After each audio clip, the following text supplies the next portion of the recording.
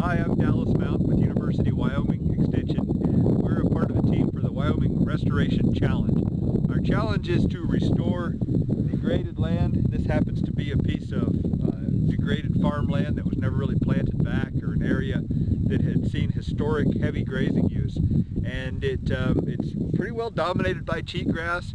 In our particular plot, some of the other plots have some different plants, from Russian knapweed, some of the more desirable plants as well, but the plot that we've been given to restore is essentially dominated by cheatgrass.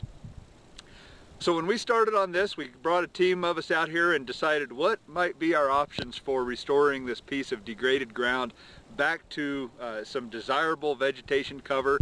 The objectives are to provide forage for grazing animals, particularly cattle, and also provide some wildlife habitat. We're right down here on the banks of the North Platte River, and there's turkeys and white-tailed deer and other types of wildlife that would use this area if it had better vegetation cover. So we're in the beginning stages of talking about our plan to restore this land, and we're going to talk about what is step one when we get to a site like this.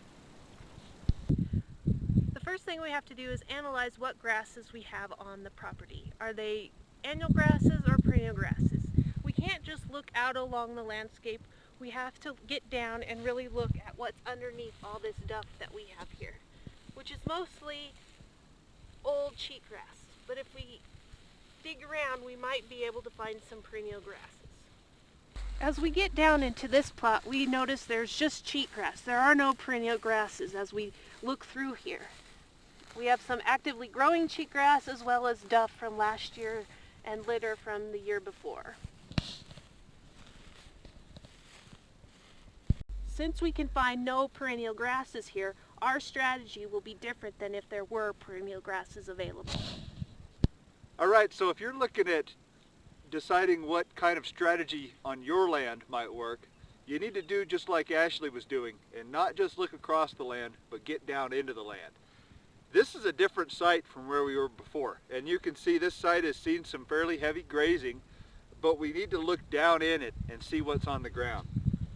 As we get close here, there is some cheatgrass, and here, if you're wondering how to tell cheatgrass from perennials, the cheatgrass generally pulls up fairly easy. It's an annual grass, and it's not rooted very deep, so you can generally grab the cheatgrass and pull it up fairly easy, and it comes up roots and all.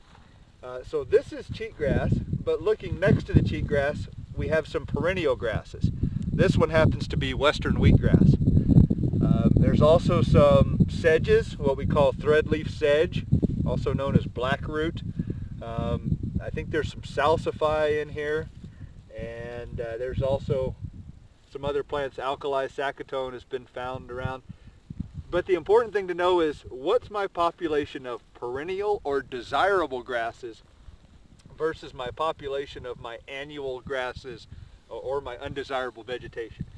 If we'd had this and had a good population of these desirable perennial plants, we would take a different strategy to restoring the land, because the strategy you'd want to take here is improving the health of these desirable, improving their vigor, improving their population in the site, and over time that's going to choke out and control these undesirable plants like the cheatgrass. So you might have a totally different strategy on this piece of ground than what you have on the piece of ground that our team is going to be managing in the Wyoming Restoration Challenge. One of the challenges on this site that we've been given for the Restoration Challenge is this large amount of duff that is on the ground. Duff is just organic matter that is on the top layer of the soil. So you have to dig through it or get down to it to get soil contact for any seeding that you're going to do, or for other plants to get growing. There are a couple ways to deal with this. We could graze it and use hoof action with livestock to try to bring that duff up and get it broken down to biodegrade into the soil.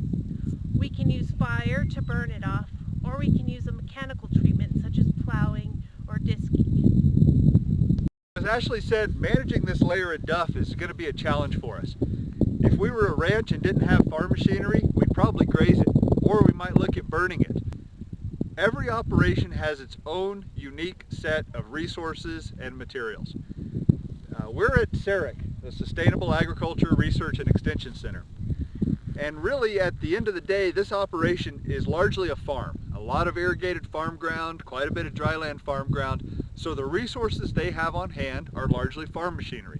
So when we look at this operation and what resources it has, it lends itself well to a mechanical treatment of this land. Again, if we were a ranch and didn't have this inventory of farm machinery, it probably wouldn't make sense to rent it, or certainly not to buy it for treating this type of land here. So we might use the animals or the fire in that circumstance. But we're already set up to do the mechanical. We're probably going to have the implements on the machinery anyway.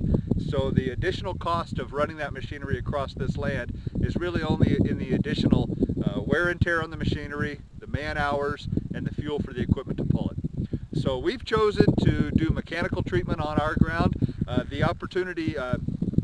The strategy is probably going to be to plow this land, turn it over, put this duff down into the ground, then come across and disc it. It's going to turn over like a sod, so it's going to be very lumpy. When we disc it, we're going to break up those lumps of sod and start smoothing it out.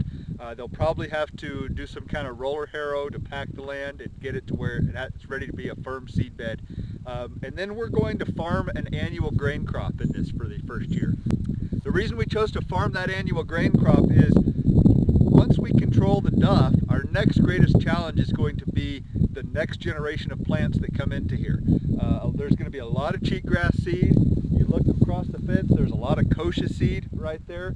So there's going to be an enormous amount of annual weed seeds present in this site the first year. We wouldn't want to invest a lot of money in grass seeds for perennials, planting costs for putting our perennial crop in, if we're going to be fighting weeds and not give that perennial crop a chance to go. So our strategy is going to be to farm the ground and then plant an annual grain crop, something like wheat or perhaps rye. We're just going to ask the farm crew what they're planting somewhere else, and then they're going to be able to come in here and plant that crop.